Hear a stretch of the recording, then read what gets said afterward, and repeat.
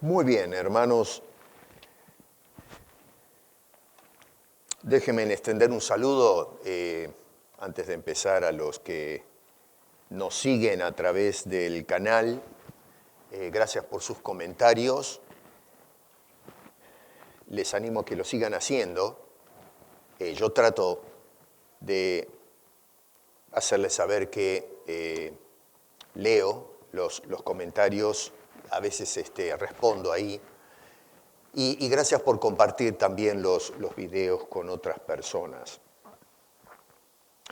Hoy voy a pedirles, por favor, que abran sus Biblias en el libro de Éxodo y presten mucha atención porque vamos a entrar a analizar el tema de la realidad de los milagros. Pero lo estamos haciendo según lo que nos dicen las Escrituras y no lo que promueven hoy estos, no sé cómo llamarlo honestamente, estos espectáculos milagrosos que se están dando prácticamente de forma semanal. El primer pasaje que quiero que lean con atención es Éxodo capítulo 7, versos 1 al 5, y después vamos a leer el capítulo 9, verso 16. Ahí están las citas. En el capítulo 7 dice: Jehová dijo a Moisés: mira, yo te he constituido Dios para Faraón, y tu hermano Aarón será tu profeta. Tú dirás todas las cosas que yo te mande, y Aarón tu hermano hablará a Faraón para que deje ir de su tierra a los hijos de Israel. Y yo endureceré el corazón de Faraón, y multiplicaré en la tierra de Egipto mis señales y mis maravillas. Y Faraón no os oirá, mas yo pondré mi mano sobre Egipto y sacaré a mis ejércitos, mi pueblo, los hijos de Israel, de la tierra de Egipto con grandes juicios. Y sabrán los egipcios que yo soy Jehová cuando extienda mi mano sobre Egipto y saque a los hijos de Israel de en medio de ellos.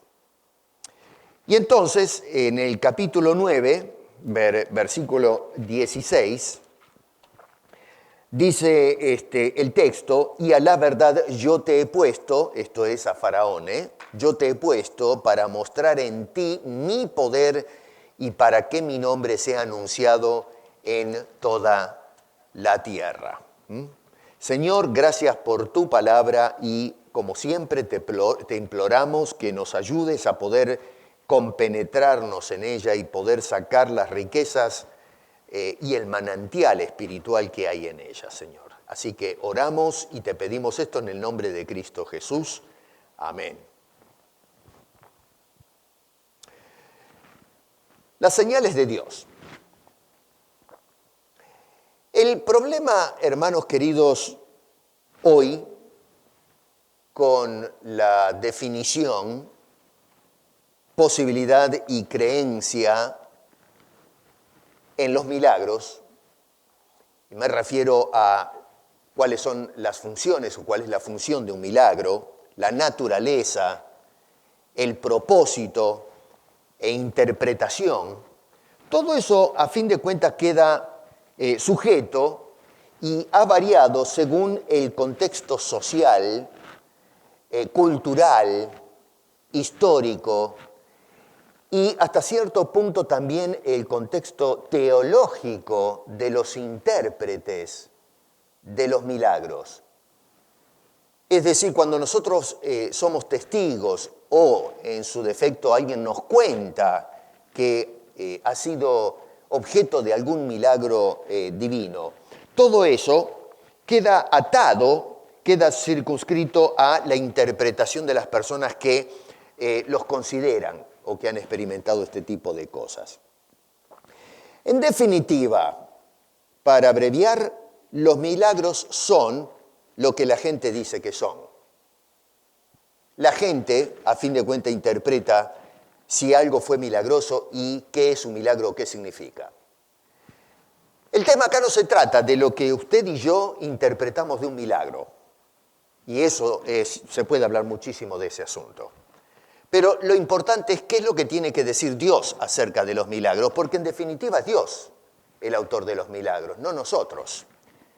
Y quien debe darnos indicaciones de lo que es un milagro y cuál es el propósito en última instancia tiene que ser Dios, no lo que dicen los hombres o interpretan de esto. Por eso es que nos vamos a meter a analizar. La semana pasada hablamos de la incredulidad de Dios y por ende la incredulidad de los milagros, pero ahora nos vamos a meter de lleno en este tema. Vamos a tratar por ahora de enfocarnos en los milagros o algunos del Antiguo Testamento. Y cuando nosotros hacemos un survey o un vistazo general de las Escrituras, vamos a encontrar algo que llama la atención y que no tiene una correspondiente con lo que sucede en la actualidad. Y es que no vamos a encontrar jamás una campaña milagrosa en el Antiguo Testamento. De más está decir que no la encontramos en el Nuevo Testamento tampoco, pero ahora me voy a concentrar en el Antiguo Testamento unos días. Es decir, usted no va a encontrar a ningún personaje de la Biblia, de principio a fin, en el Antiguo Testamento, que vayan a llamar a las personas para hacer o recibir algún milagro. No encuentra un solo personaje, una sola instancia.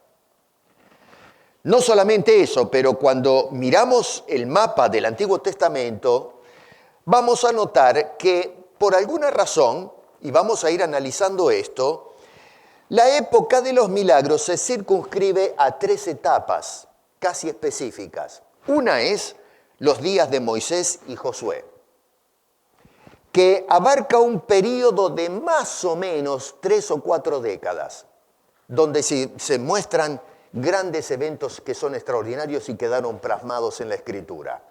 Luego se detienen las cosas y entramos al período de Samuel.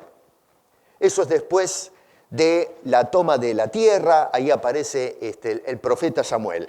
Y se enfoca el grueso de la etapa milagrosa, salvo algún milagro aislado aquí y allá, en la época de Elías y Eliseo. Luego entramos en todo el periodo monárquico y no se habla de milagros como en estas etapas y no volvemos a ver este fenómeno sino hasta los días del exilio, cuando Israel, el reino del sur, fue transportado a Babilonia. ¿Se acuerdan de eso en la historia? Así que miren qué interesante, estamos hablando de un periodo en los, 4.000 años de historia, desde el Génesis hasta la venida de Jesús, en donde todos los milagros se concentran en 3 etapas y cada etapa dura más o menos, a lo menos las 2 primeras, entre 30 y 40 años. Si queremos exagerar un poquito la cronología, pongámosle 50, no más. Y luego en el exilio, mucho menos. Así que es algo sorprendente porque en un periodo de 4.000 años de historia se reduce el tiempo de los milagros en una etapa de 1.000 años, pero que a su vez está dividida de esos 1.000 años de etapa en un periodo de menos de 100 años en que se hicieron milagros. Eso es para que usted se vaya dando cuenta el índice de exageración, de disparate que vemos nosotros hoy con este asunto de los milagros. Toda la semana se hacen milagros a granel. Y entonces algo no encaja con el modelo o el mapa que nos trazan las Escrituras. Repito, no va a encontrar en la historia del Antiguo Testamento las grandes campañas de milagros o campañas milagrosas. No hay una sola etapa en que se haga semejante cosa. Eso es para picarles la curiosidad por ahora. Antes de entrar en el tema, déjeme hacer algunas aclaraciones, porque acá hay algunas cosas que dice estos versículos del capítulo 7 que pueden crear y ciertamente han levantado controversia. En el versículo 1, note que dice, yo te he constituido Dios, en minúscula, para Faraón. Noten ahí en sus Biblias, capítulo 7, verso 1. Cuidado con eso, porque existe una secta, vamos a llamarle, que nos dicen que los hombres son dioses. Y algunos conocen a dónde apunto, acá no me quiero meter en problemas ahora porque con el YouTube hay que tener un cuidado tremendo de lo que uno dice. Ya el otro día me mandaron un correo que están empezando a revisar, ¿no es cierto?, los canales para ver qué es lo que se dice, así que vivimos en una etapa en donde, en fin, todo el mundo se ofende, ¿no? Es decir, a ver, pueden ofender a la iglesia, pero la iglesia tiene que tener mucho cuidado con lo que dice. Hablando de tolerancia, ¿no? Es cuento chino eso de la tolerancia. Pero bueno, entonces esta secta que dice que somos dioses. El asunto acá, cuidado, es que lo que dice el Señor, por inspiración, cuando dice allí te he constituido Dios para Faraón, es que lo puso como un representante de Dios. No que Moisés es hecho un Dios. A los ojos de Faraón, es prácticamente el que representa y compite con los dioses de Egipto y el mismo Faraón que se consideraba un dios mismo en la tierra. Y entonces lo que se le está indicando a Moisés es que él va a ser ese vicerrector o ese, qué sé yo, virrey, por ponerlo de una manera que va a representar, va a ser un embajador de Dios para hablar o dirigirse precisamente a este señor que era un hombre duro para tratar. Así que apunta a la autoridad representativa de Moisés, es decir, la autoridad de aquel que lo está comisionando para ir a hablar con Faraón y pedirle que deje salir al pueblo de ese Dios. Movemos eso a un costado. El otro texto que es más serio todavía es el del verso 3. Donde dice, por ejemplo, yo endurecí el corazón de Faraón. Algo que ya lo encontramos, después si quieren investigar un poquito más, en el capítulo 4, verso 21. Después lo ven eso. Así que este hombre, Faraón, había asumido una postura rígida, rebelde, beligerante contra Dios. No quería saber nada. No estaba dispuesto a aceptar, a creer, a reconocer la autoridad de ese Dios. Y entonces el Señor lo va a endurecer. Y no solamente eso, pero va a empeorar la condición de Faraón por causa de ese endurecimiento. Lo que vemos en esta declaración, y esto ha generado hasta el día de hoy una tremenda discusión, es lo que yo doy en llamar la compatibilidad entre la soberanía de Dios y la responsabilidad moral de los hombres. Esto lo hemos visto en la escuela dominical, lo he subrayado en otras predicaciones anteriores, en donde existe este balance que para nosotros es un poco problemático desde una perspectiva racional. Pero, sin embargo, es un patrón que encontramos a través de las Escrituras. Es decir, que Dios maneja las cosas soberanamente, incluso las decisiones de los hombres, pero por el otro lado no se le resta al hombre responsabilidad moral. El hombre no es una máquina, no es un robot, sino que es un hombre que tiene cierta libertad de decisión y es responsable a Dios por esas decisiones que toma. Más adelante, siglos después, el apóstol San Pablo va a abordar este tema. Y por allá en el capítulo 9 de Romanos, en el verso 17 y 18 dice estas palabras, que deberíamos gastar tiempo en estudiar esto que dice el apóstol Pablo. Dice, porque la Escritura dice a Faraón. Ojo, no dice de Faraón, sino que la Escritura, es decir, la palabra de Dios le habla a Faraón, obviamente en el tiempo, ya en los tiempos de Pablo había pasado esto, y esto es lo que le habla. Dice, para esto mismo, y acá puede poner entre paréntesis Faraón, porque es a quien le habla, para esto mismo te he levantado. ¿Para qué? Dice, para mostrar en ti no dice para mostrarte a ti, sino mostrar en tu persona, en tu vida, en ti. Mostrar, dice esto, mi poder, y para que mi nombre, y noten ustedes los pronombres personales, son enfáticos, yo Dios, para mostrar en ti mi poder, para que mi nombre sea anunciado por toda la tierra, de manera que de quien quiere tiene misericordia y al que quiere endurecer, endurece. Esto es lo que dijo Pablo siglos después, analizando esta saga del Éxodo y cómo Dios trató con el faraón.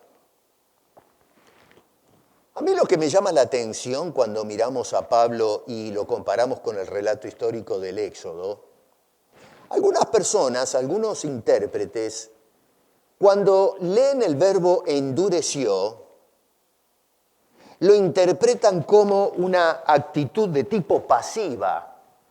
Es decir, lo que se interpreta es que más bien Dios abandonó a Faraón al capricho de su corazón.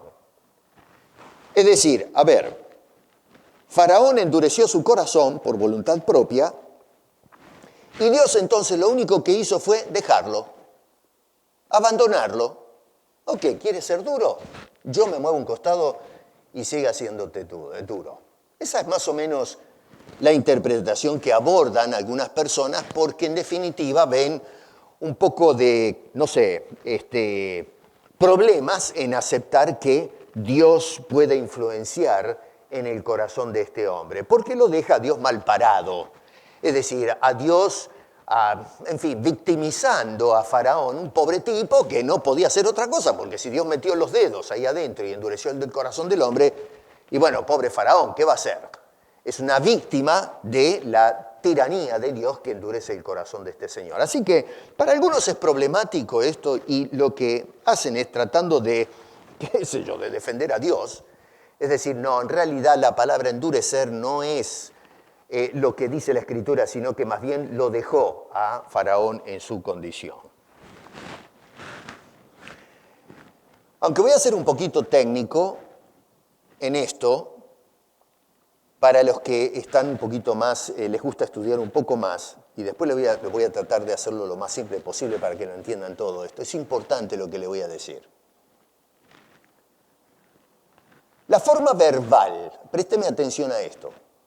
La forma verbal que utiliza Éxodo capítulo 7, en hebreo es hifil. Hifil. No importa si se acuerda o no, pero yo necesito presentar la tesis. Y esta forma verbal es importante porque lo que habla es de causa.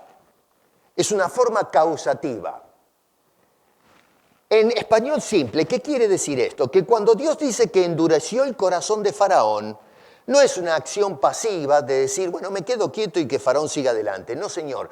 Esa forma verbal, en el idioma en que se inspiró el Antiguo Testamento, es una tal que está indicando que Dios es el autor de la acción, es la causa activa del endurecimiento de Faraón. Me refiero al corazón de Faraón, ¿no? Entendamos ese asunto. Es decir, es como si la idea que se traza en esa forma verbal es como decir, voy a causar el endurecimiento del corazón de Faraón. Así que, ¿se dan cuenta ustedes que es distinto decir endureció a decir simplemente se quedó quieto, lo abandonó, lo dejó a Faraón que se siga endureciendo? No, señor, esa no es la idea. Lo que está diciendo es que Dios determinó endurecer el corazón de Faraón. En la escuela dominical se nos explicó magníficamente la importancia de respetar la voluntad de la inspiración. Y eso es lo que tenemos que tomar en cuenta. Dios es la causa de este endurecimiento. Así que, por otro lado, el uso del tiempo imperfecto habla, la acción todavía no se lleva a cabo, lo va a hacer, pero va a ser por un tiempo. Es decir, que va a endurecer el corazón en una etapa y luego, por supuesto, van a venir las consecuencias debido a eso. La palabra endurecer también es importante tomarla en cuenta. La palabra es kashat que no es abandonar. La palabra abandonar es completamente distinta en hebreo a esta palabra callar que aparece acá en Éxodo capítulo 7, verso 3. Por ejemplo, Deuteronomio capítulo 31, verso 17, ahí aparece la palabra endurecer y el contexto nos muestra que es completamente distinto al concepto que aparece en Éxodo capítulo 7, verso 3. En Deuteronomio dice, y se encenderá mi furor contra él en aquel día y, escuche, los abandonaré. Ahí es la palabra azab, que es distinta. Los abandonaré y esconderé de ellos mi rostro y serán consumidos. Así que fíjense ustedes que lo que dice en el capítulo 7, versículo 3, no es lo mismo que dice en Deuteronomio. Uno es abandonar, lo otro es endurecer. Y lo que dice en cuanto al corazón de Faraón es que Dios va a endurecer, no a abandonar, sino a endurecer deliberadamente el corazón de este hombre. Endurecer quiere decir poner duro o poner más duro el corazón, en este caso, de este hombre que resiste a Dios. En algunos versículos, y esto es algo que llama la atención, dice que Faraón endureció su corazón. No podemos negar eso, eso es lo que dice la inspiración. Faraón endureció el corazón, lo tenemos en el capítulo 8, verso 15. Si ustedes se van otra vez al capítulo 9, que acabamos de leer, miren qué interesante lo que dice en el verso 7 y el verso 12. En el verso 7 dice, entonces Faraón envió, y he aquí que el ganado de los hijos de Israel no había muerto, mas el corazón de Faraón se endureció y no dejó de ir al pueblo. Y cuando saltamos al verso 12, dice, pero Jehová endureció el corazón de Faraón. Miren qué cosa más interesante. En ese versículo anterior dice que aparentemente Faraón endureció el corazón. Verso 12 dice, Dios endureció el corazón de Faraón. Ojo, parece como que tenemos otra vez ese balance entre la actitud de Faraón, decide endurecer el corazón, pero al mismo tiempo vemos a Dios siendo el causante de ese endurecimiento. En este caso, la forma verbal es piel, esto lo digo para los más, los que estudian más, que es otro tipo de forma verbal que habla de causa. Es causativa, es decir, Dios es la causa de este endurecimiento. Para ir más lejos, otra vez para los que van a investigar más en este asunto, la forma verbal cal, es un poco genérica, no está claro en el versículo 7 si el que está endureciendo el corazón es Faraón, es decir, él mismo endurece su corazón, o es Dios el que causa el endurecimiento. En el verso 12 dice que sí, lo mismo que en el capítulo 7, verso 3, pero la forma verbal es un poquito difícil de traducirla a nuestro idioma español. El consenso en general es que es Faraón quien endurece su corazón, aunque eso es para discutirse, pero ya cuando entramos al verso 12 del capítulo 9 o el capítulo 7, verso 3, nos dice que Dios es la causa del endurecimiento del Faraón. Digo esto como aclaración y es parentético, no tiene nada que ver con los milagros, pero el hecho es que vamos a leer esos versículos y eso va a abrir una caja de Pandora donde todo el mundo está discutiendo y se han escrito muchos libros acerca de ese asunto. Yo simplemente hago esta aclaración y me adelanto a que alguien haga la pregunta o entremos en un debate. Así que, aclarado ese asunto ahora como para picarles la curiosidad y que continúen la investigación, vamos a agarrar eso y lo ponemos a un costado y ahora sí entramos a evaluar el asunto de los milagros. Miren ahí en sus Biblias, verso 3, otra vez, capítulo 7, la segunda parte. La primera parte ya la hablamos. La segunda parte dice, multiplicaré en la tierra de Egipto mis señales y mis maravillas. Señales y maravillas. Ahí en ese versículo solamente aparecen 2 de las 3 palabras que aparecen en el Antiguo Testamento para hablar de lo que llamamos nosotros milagros. La otra palabra que se interpreta como milagro, aunque la Biblia, la palabra milagro no aparece en el Antiguo Testamento, pero sin embargo la otra palabra aparece en Éxodo capítulo 15, que es prodigios. Básicamente las tres palabras son, una es ot, la otra es mofet y la otra es pelé.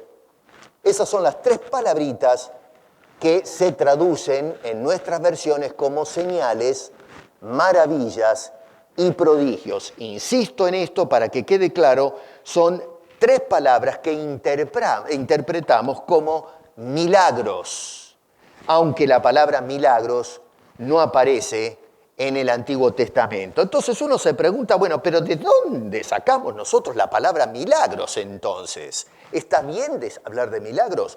Sí, está bien. Es un asunto de transliteración de conceptos. La palabra milagros proviene del latín miraculum, que significa mirar con asombro. Deriva de otra palabra latina que es mirare, que significa mirar algo que produce una admiración, asombro, espectáculo, debido a que se trata de algo que no podemos explicar en una forma racional, se trata de un evento sobrenatural, algo fuera de lo común. La palabrita esa, a su vez, se translitera de otra palabra griega que justamente significa lo que nosotros entendemos en español o en inglés o cualquier otro idioma como milagro. Así que, si bien es cierto que no encontramos en los originales la palabra milagros, en este caso el Antiguo Testamento, no vamos a mirar ahora todavía el Nuevo Testamento, nos vamos a concentrar en el Antiguo, pero entonces aparecen estas tres palabras que, repito e insisto, en nuestro idioma español se comprenden como milagros. Y milagros es un evento que no podemos explicar racionalmente o un evento sobrenatural fuera de lo común. Ahora, cuando quienes en el ámbito, esto sucede en la iglesia contemporánea, resulta que en el ámbito de la metafísica o de lo que se llama la nueva era, se sostiene y se promueve la idea que el hombre, mediante el ejercicio del pensamiento, puede lograr cosas extraordinarias. Yo creo que más de la mayoría han escuchado del poder de la mente, ¿no? Se dice que el hombre solamente desarrolla el 10% de su capacidad mental. ¿Han escuchado eso? Bueno, es un mito. Eso no es así. Eso es algo que se inventó y se hizo popular, pero todas las personas desarrollan el 100% de su capacidad cerebral, no el 10%. El problema es que algunos tienen un coeficiente intelectual más alto que otros, pero todos desarrollamos el 100% de mi capacidad intelectual. Dios no agarró y nos creó, es absurdo pensar de esa manera cuando lo analizamos, Dios nos diseñó, pero simplemente nos dio para que funcione el 10% del cerebro, el otro 90%, y bueno, lo cerró en un cofre.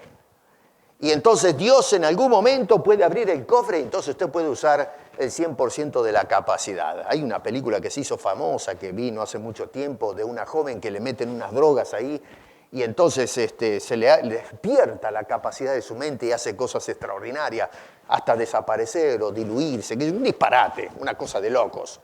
Pero bueno, hay gente que cree en ese mito de que solamente funciona el 10% de nuestra capacidad mental, el cerebro. No, señor, eso no es así. Dios nos puso algo adentro del casco para que funcione el 100%. El problema es que a veces somos tan brutos que no queremos usar lo que Dios nos dio, que eso es otra cosa aparte.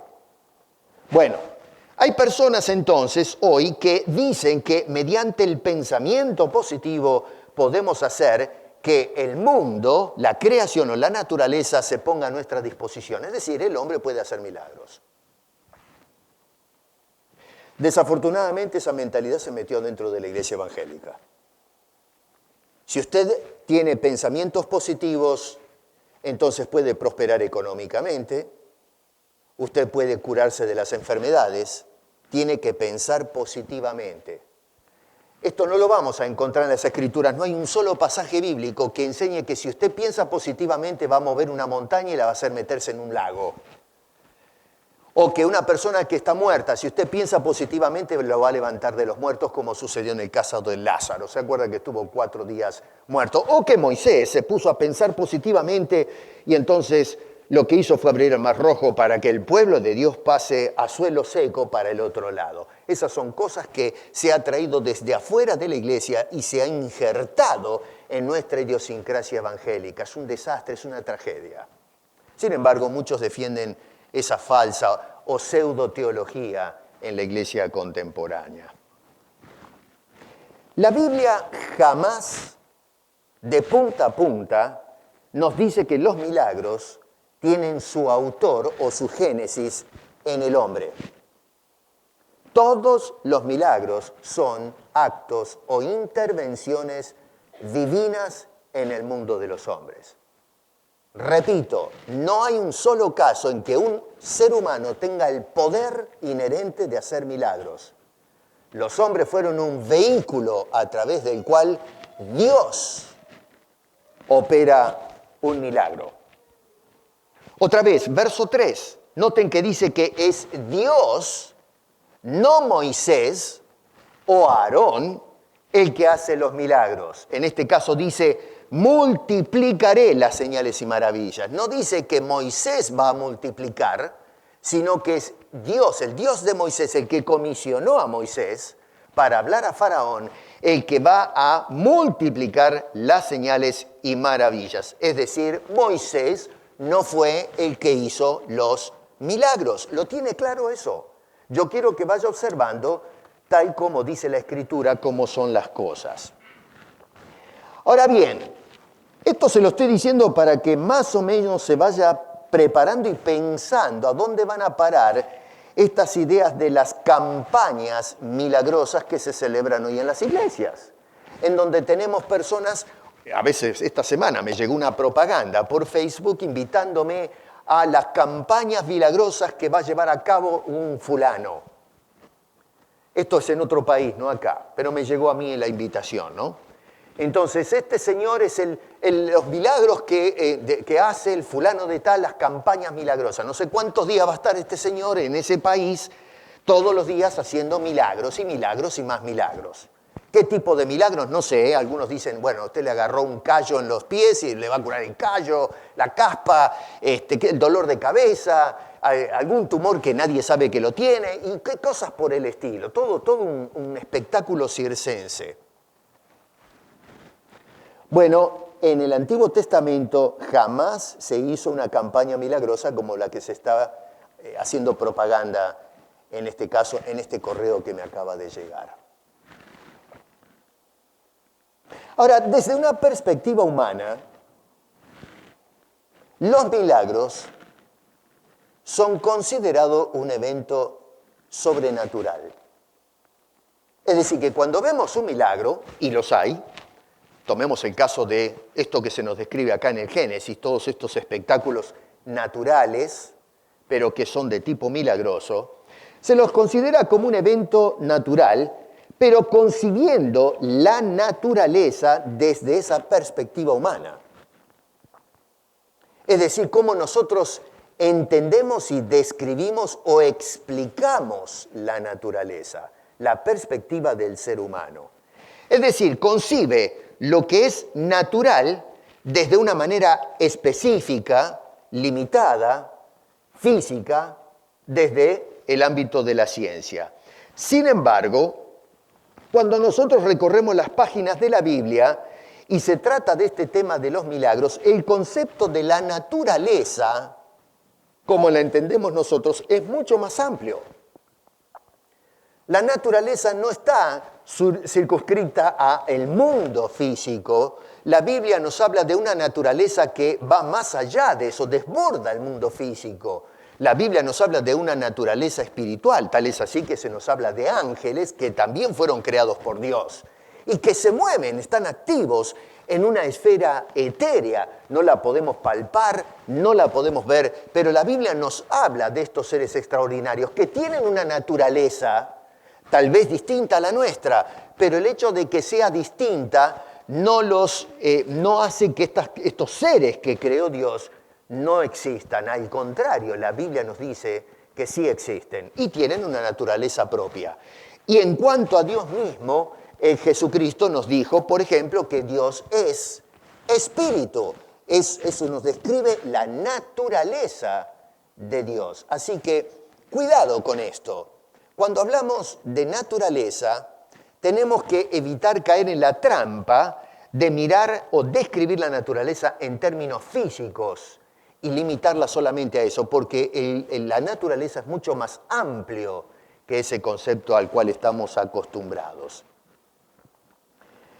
Ahora bien, las leyes de esa naturaleza rigen el curso y el comportamiento de las cosas.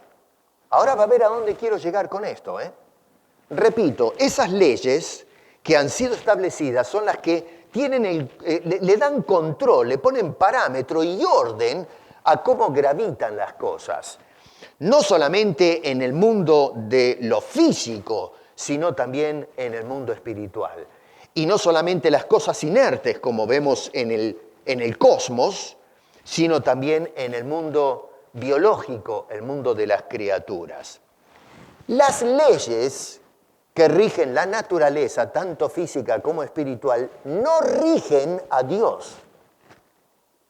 Dios rige sobre sus leyes.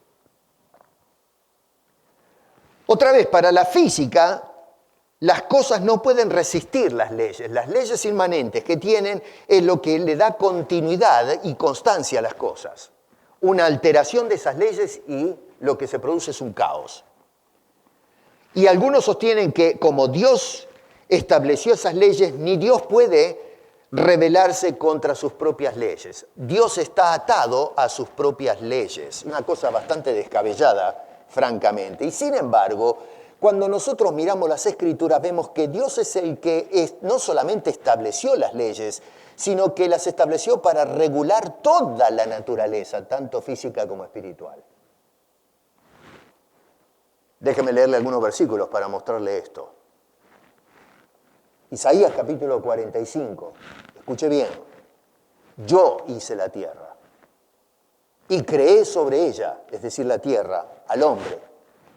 Yo, mis manos, extendieron los cielos y a todo su ejército mandé. Claro, uno lo lee las corridas y miramos esa descripción que se hace de la creación en una forma macrocósmica. Pero quiero que tome nota que cuando dice yo hice la tierra, no es simplemente un pedazo de tierra, sino que tiene una tremenda complejidad ese planeta. Ustedes agarran hoy día se van al internet y miran la estructura de este planeta, lo que hay abajo del suelo que pisamos, los elementos que forman la tierra. Y inclusive los distintos niveles de temperatura. Cuando miramos un volcán, por ejemplo, haciendo erupción, nos damos cuenta que no es simplemente piedra. Hay un montón de cosas que están ardiendo y que por una chimenea vomita la tierra, todo ese tipo de cosas. O sea que no es una piedra, sino que es algo bastante complejo, solamente hablando de la tierra. Pero luego dice que puso en esa tierra, que ya de por sí es compleja, al hombre.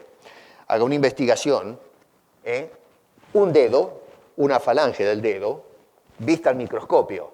Es más compleja de lo que nosotros pensamos. Acá yo miro un pedazo de dedo, pero ese pedazo de dedo encierra todo un microcosmos extraordinario, células, ADN, el hueso, los tejidos. Pero es una cosa extraordinaria, y eso sin tocar lo que es todo el cuerpo, y eso sin mirar todos los seres biológicos que existen en este mundo. Todo funciona en una forma mecánica precisa.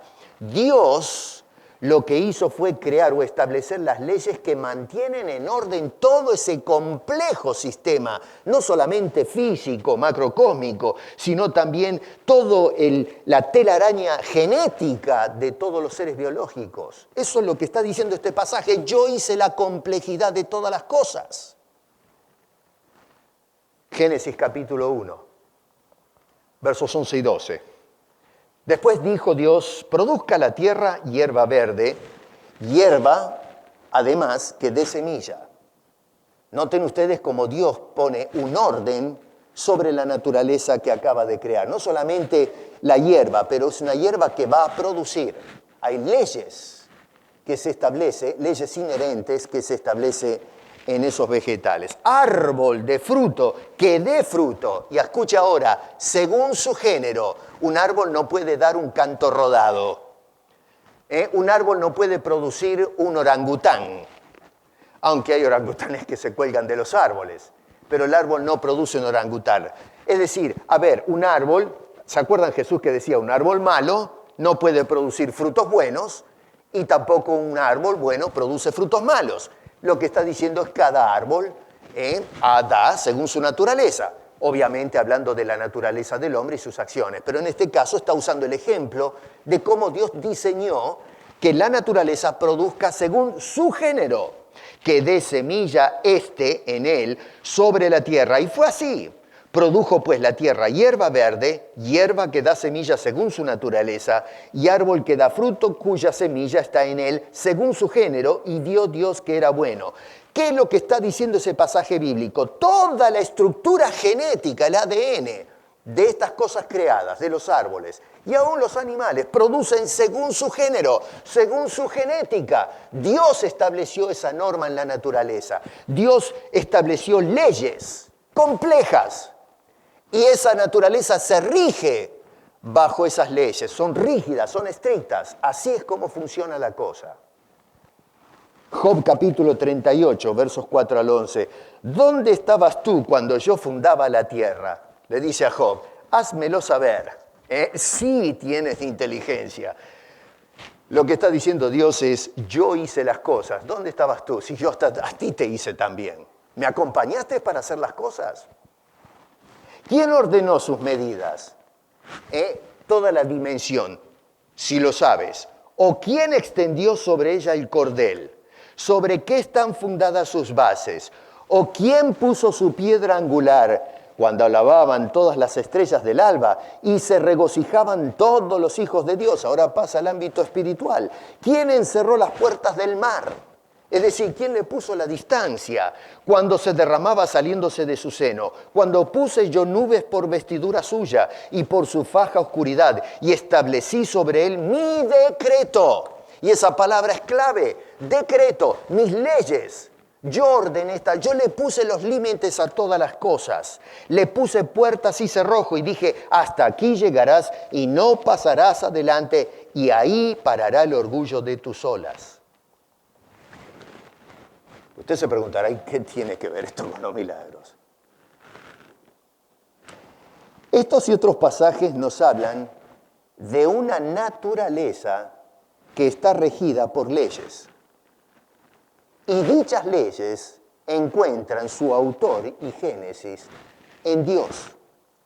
Él es el que puso todas las cosas en orden. Y ese Dios es el que puede reordenar a su antojo esas leyes. Así que vaya notando esto. Cuando vemos un milagro, podríamos decir entonces o definir que se trata de un reordenamiento en la naturaleza de las cosas, moviendo Dios las leyes que Él dispuso para que tengan cierto curso normal. Así que en cuanto a Dios se refiere, no es un evento sobrenatural. Es natural que Dios pueda actuar de esa manera, porque es el Señor de las leyes. Él le dio forma a todo. Así que puede reordenar la matemática y de esa manera entonces hacer cosas que para nosotros parece algo sobrenatural. ¿Por qué? Porque escapa a nuestra naturaleza, a nuestro mundo, cómo lo percibimos, cómo lo interpretamos, cómo accionamos e interaccionamos con ese mundo natural. Pero en cuanto a Dios se refiere, que está por encima de esa naturaleza, Él puede reordenar las cosas. Por eso es que vemos que una persona que tiene el ojo arruinado completamente, Dios habla y le cura el ojo. Vemos un muerto de 4 días, como Lázaro, que está ya, el hombre se está descomponiendo y que entonces se pueda reestructurar ese cuerpo, que las bacterias empiecen a a ceder y que los tejidos se vuelvan a reproducir. Desde una perspectiva científica nos parece un absurdo, pero lo que vemos es un reordenamiento de la naturaleza. Uno dice, pero no puede ser. Bueno, óigame, si Dios creó de la nada las cosas, ¿cómo no va a poder reordenar para que aparezca un brazo, una pierna, un ojo o un muerto se levante de la tumba?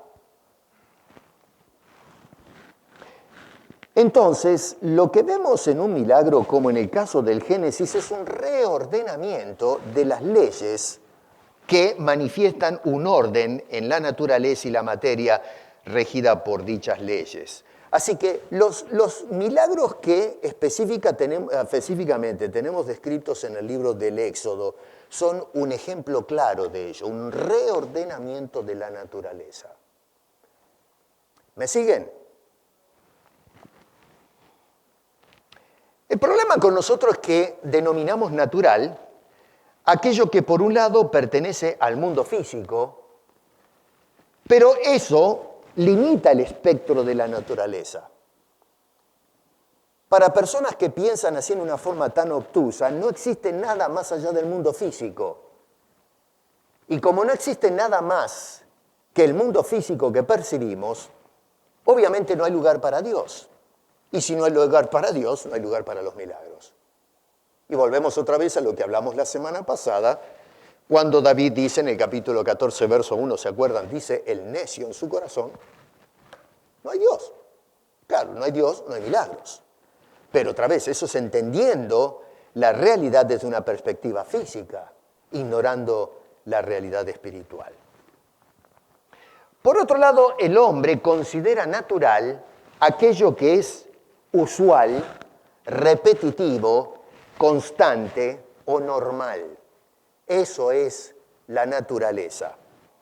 Pero, a ver, lo que sucedió entonces en el libro de Éxodo, como no es normal, no es repetitivo, no es usual, no puede ser posible, porque para que algo sea natural tiene que ser una constante, debido a las leyes que están impuestas sobre las cosas. Es decir, a ver, si usted agarra una piedra y la suelta, debido a la ley de la gravedad, esa piedra es predecible que va a caer. Y sabemos a dónde va a caer. De repente puede rebotar y moverse, pero sabemos que si yo la suelto va a ir al suelo. Y si lo hago 1.000.000 de veces, vamos a encontrar el mismo resultado. Entonces no se considera un milagro, obviamente, porque hay una ley que establece que de este punto A al punto B, la ley dice que tiene que ir en dirección desde arriba hacia abajo. Que eso abre toda una caja de Pandora, porque ¿qué es arriba o abajo? Pero eso se los dejo para otra ocasión, para rompernos la cabeza filosóficamente. Si no es repetitivo, entonces no es natural. Y si no es natural, no hay milagros. Nosotros no miramos a los muertos levantarse de la tumba. Por lo tanto, como eso es algo antinatural, no está regido por las normas y las leyes de la física o de la naturaleza, entonces la historia de que un muerto se levantó de la tumba después de 4 días es un imposible en términos de la física, por lo tanto, esa historia es una mentira, es un mito, es una farsa. Bueno, vamos a mirar un poquito ese asunto. Cuando nosotros vamos al libro de los Génesis, en el capítulo 1, dice, en el principio creó Dios todas las cosas. Ahora, científica y filosóficamente hablando, se dice que de la nada absoluta es imposible que aparezca algo. Y hago énfasis en el concepto nada absoluta, no simplemente nada. Supónganse que en este espacio, que más o menos dibujo esta ilusión de este pedazo acá, existe nada absoluta. Olvídese de todo lo que hay fuera de ese cuadro. Nada absoluta quiere decir que no hay aire, no hay átomos, no hay moléculas, es una absoluta. Cuando decimos no hay nada, en realidad estamos diciendo hay algo, ¿no? No hay nada, en realidad, filosóficamente hablando. Una nada absoluta, hay nada. Donde hay una nada absoluta, es ilógico pensar que produzca algo. porque nada absoluta produce nada. Es decir, y eso es una contradicción, porque al hablar de produce quiere decir que la nada tiene la capacidad de producir, pero nada absoluta no produce. ¿Por qué? Porque hay absoluta nada y de nada no sale algo. Muy bien, pero a ver, pensemos un poquito en lo que tenemos en la Biblia, porque la Biblia nos dice que en el principio Dios creó de la nada física, no absoluta, de la nada física Dios creó la primera partícula, los átomos, los reordenó y por su palabra dice, en un instante empezaron a aparecer las cosas y no solamente eso, sino que estableció leyes que gobiernan el cosmos. Eso lo vemos a través de todo el capítulo 1 del libro de Génesis. Sin embargo, aunque de nada Dios creó todo el cosmos, sin hablar de la complejidad biológica que hay en esa creación, sin embargo, no hay nada absoluta, sino que antes de ese mundo físico había alguien que es preexistente a ese mundo físico y que existe desde siempre y que fue el que dio origen o génesis a todas las cosas. Así que no existe el concepto nada absoluta, lo que existe es la nada absoluta de la física o del mundo de la materia. Pero existe Dios desde la eternidad, la causa sin causa. Ahora, la Biblia nos dice que Dios creó toda esa complejidad física y biológica. Y sin embargo es un fenómeno que no es repetitivo. No es un fenómeno que se está produciendo constantemente. Y no hay ninguna persona que esté en su sano juicio que vaya a decir que porque este fenómeno de la creación del Génesis no es repetitivo, entonces no podemos creer en eso, porque debido a que no se repite, entonces si no se repite, entonces no existe. Entonces si no existe, el mundo donde estamos pisando tampoco existe. Usted no existe, yo no existo, no existe nada. Bueno, es una cosa de locos. El milagro de la creación es real. ¿Cómo lo sé? Porque estoy parado en ese mundo. Porque soy. Porque el hecho de estar pensando en eso me dice que si pienso, existo. ¿Recuerdan aquel famoso René Descartes decía esto? Yo pienso y si estoy pensando, estoy reflexionando en las cosas, entonces implica que existe un ser que está pensando. Yo soy un milagro porque Dios creó todas las cosas. Y no se repite, sin embargo, creemos que las cosas son, porque estoy ahí. Así que esa explicación de que no debemos creer en los milagros porque son hechos fortuitos, cosas que no tienen repetición, por lo tanto no pueden ser ciertos, es una falacia. Eso no es una evidencia de que los milagros no existen. Ahora bien, en el versículo 3,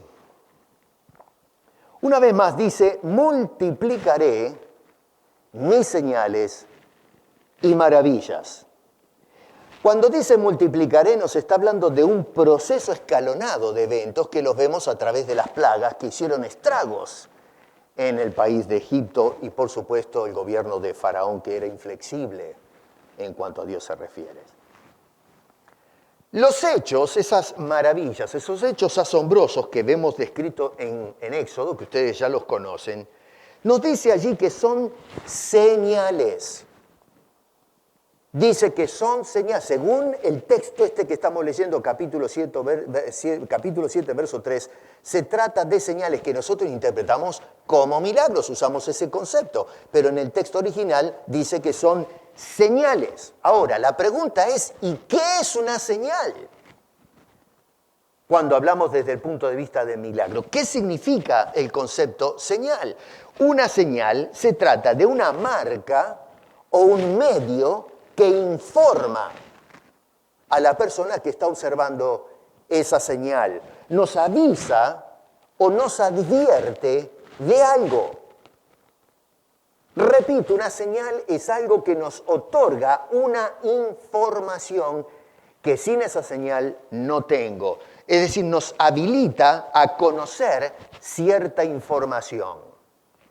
Ahora, la señal no se manifiesta para señalarse a sí misma. Si usted va por la calle y encuentra una señal con una flecha, que apunta hacia la derecha de ustedes, la izquierda mía, la derecha. Bueno, ¿usted qué hace? Usted no, cuando ve la flecha apuntando hacia su derecha, lo que significa es mire hacia la derecha o vaya hacia la derecha. Cuando usted ve la flecha no significa mírame a mí, me estoy apuntando a mí misma.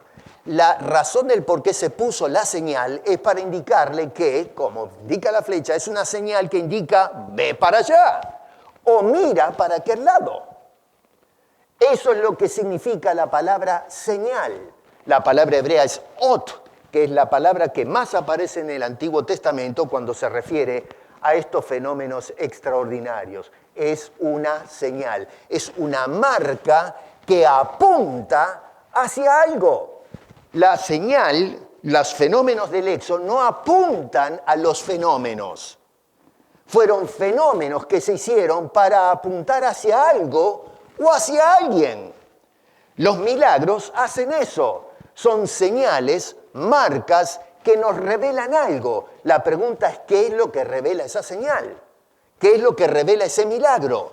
Ese acontecimiento. Hoy nosotros no prestamos atención a eso porque no estudiamos qué dice la Biblia acerca de los milagros, que son señales. Repito, en este caso es una señal. Las maravillas o los milagros son señales que apuntan hacia algo específico, no hacia la señal misma. Entonces la pregunta que sigue a continuación es ¿a dónde apuntan esas señales? ¿A dónde apuntan los milagros? Cuando Dios hace un evento extraordinario como los que vemos acá en el Éxodo, bueno, ¿qué es, hacia dónde quiere dirigir la mirada esa señal? Bueno, otra vez, versículo 3 dice, yo endureceré el corazón de Faraón y multiplicaré en la tierra de Egipto mis señales y mis maravillas. Y verso 5 dice, y sabrán los egipcios que yo soy Jehová cuando extienda mi mano sobre Egipto y saque a los hijos de Israel del medio de ellos. ¿Qué apuntan estas señales? Bueno, 4 cosas. Número 1, apuntan, número 1, a la naturaleza de Dios. No apuntan al hombre. En este caso no apuntan a Moisés o a Aarón. Si bien es cierto que en el verso 1 se dice, yo te he constituido Dios para Faraón. Sin embargo, note que en el versículo 5 dice que los egipcios sabrán, no quién es Aarón, sino sabrán, yo soy Jehová. Ahora, nosotros miramos en la historia que Moisés levantó la vara, le pegó a la peña, hizo una serie de cosas cuando empezó el Éxodo. En Egipto fue otra cosa, los fenómenos de las plagas.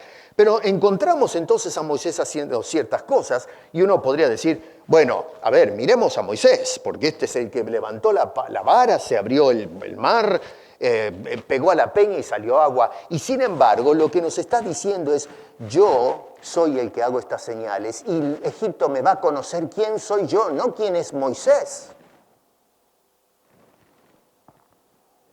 La señal comunica algo y esa señal indica quién es Dios, no quién es Moisés o quién es Aarón.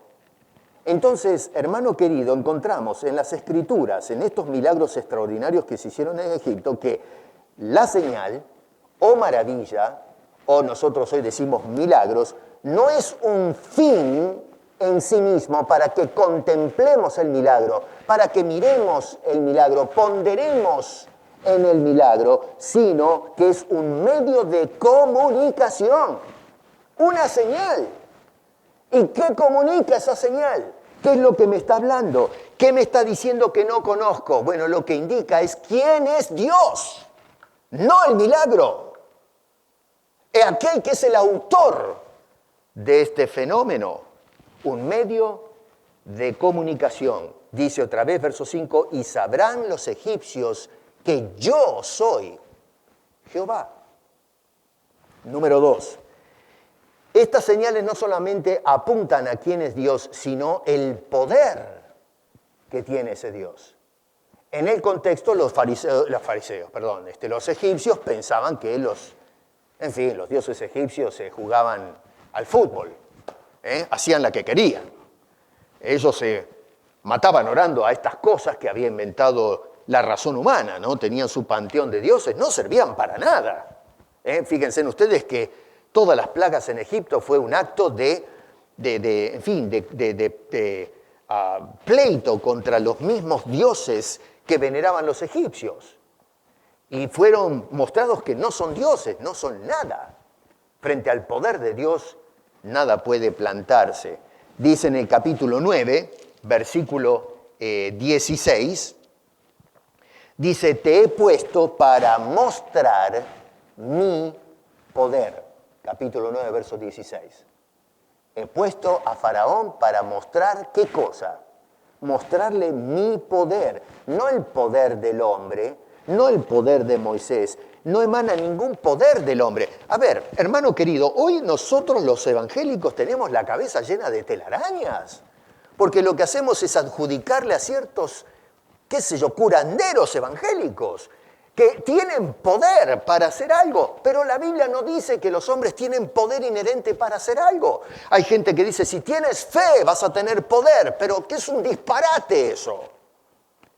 La Biblia dice que el poder emana de Dios a través y usando como vehículo a Moisés, pero no emana de Moisés. El hombre no tiene poder.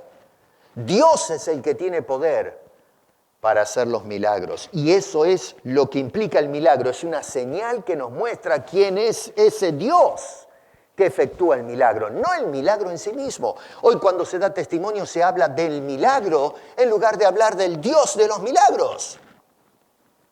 Yo vi cómo una persona se sanó, cómo un muerto se levantó y mira, hablamos del milagro. Nosotros somos la señal que apunta al milagro, cuando en realidad es el milagro la señal, no yo. Y la señal no me apunta ni a mí ni al milagro, sino que apunta a Dios para mostrar su poder. Número 3, son señales que fueron para que se anuncie y se testifique de ese Dios. Verso 16, dice, para que mi nombre sea anunciado. ¿Se da cuenta?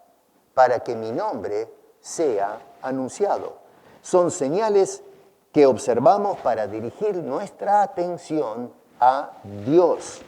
No es para anunciar o para hacer propaganda de la persona que dirige la campaña milagrosa o lo que hacen a veces o se hace en la actualidad en las iglesias, que aplaudimos y elogiamos y hasta endiosamos a una persona porque dice que tiene poder para sanar a las personas. No, no es para testificar de la persona que hace milagros o testificar del milagro mismo, sino para testificar, para hablar de ese Dios Salvador. Nosotros tenemos que testificar, hermano querido, de el Dios de los milagros, no los milagros de Dios. Y hoy lo que está haciendo la iglesia evangélica es hablar hasta por los codos de los milagros de Dios, cuando en realidad la señal no es Dios, sino el milagro. Y es para que hablemos del Dios que hace los milagros. Pero no nos entra en este duro casco. Hoy lo que hemos caído es en el error de hablar de los milagros que hace Dios en lugar de hablar de el Dios que hace los milagros. Debemos dar testimonio de ese Dios y que ese Dios extiende sus brazos para salvarnos en el milagro de la conversión a través de la obra y méritos de Cristo Jesús en la cruz y concedernos el perdón y la vida eterna. Pero nos hemos olvidado de eso. Hoy no se predica el Evangelio, hoy se predican los milagros. Ven a la iglesia, ven a las campañas milagrosas, porque el pastor Toto Fernández va a hacer milagros, te va a curar, te va a dar prosperidad económica. Y lo que menos hacemos es testificar de las maravillas de ese Dios de milagros. Número 4, estas señales fueron para que se anuncie a Dios a todos los hombres. Versículo 16 dice, sea anunciado en toda la tierra. No se trata de hablar Soy muy crítico de esto, ¿no? Pero hay que poner los puntos sobre las íes acá. De hablar a los evangélicos de los milagros. De hablar a los creyentes de una congregación específica o local de los milagros. Hacer una campaña en un estadio para que los que fueron al estadio escuchen de los milagros o del Señor que los hace. Pero Dios no hizo milagros en un estadio de fútbol. No hizo estadios en una congregación local. No hizo milagros en un rincón del pueblo de Israel en Gosén, un lugar donde, una colonia donde estaban los judíos que eran esclavos en Egipto. Dice que fueron hechos públicamente y abiertamente para que todos los hombres, no los creyentes, no un grupo reducido de la sociedad, sino todos los hombres conozcan quién es Dios. Y de esa forma los hombres vengan corriendo a la majestad de ese Dios y puedan levantar los ojos al Cristo de Dios y obtener el perdón, la salvación y la vida eterna. Nosotros tenemos todos los conceptos equivocados. Hemos dejado que esa idea de la nueva era, del hombre con su manera de pensar, de mover las cosas mediante el pensamiento positivo, eso es lo que se ha metido dentro de la iglesia y lo que hicimos fue entronar al hombre y desplazar a un costado a Dios, cuando los milagros son señales para dirigirnos la vista a ese Dios y a su Hijo Jesucristo.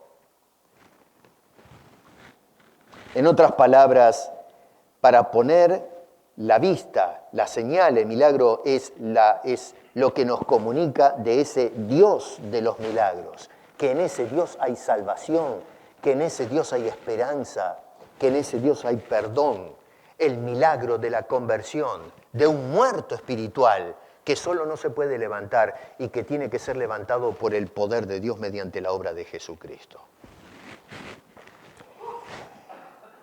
En conclusión, por ahora, la saga del Éxodo, hermano querido, es un tipo, podemos decir, del éxodo de cada una de nuestras vidas por este mundo. Así como ellos fueron rescatados de la esclavitud y fueron llevados a la buena tierra, nosotros hemos sido rescatados y todavía Dios rescata personas esclavos del pecado y estamos transitando y estamos yendo de paso a nuestra patria celestial, nuestra Canaán espiritual, nuestra tierra prometida. La sangre en los dinteles de las puertas, en aquella saga del Éxodo, cuando la muerte pasaba arrastrándose a los primogénitos de la nación, pero perdonando a aquellos que tenían esa señal en la puerta, pasaba de largo. Y de la misma manera el juicio de Dios pasa de largo a aquellos quienes han sido bendecidos con la sangre de Jesucristo, que dio su vida por nosotros.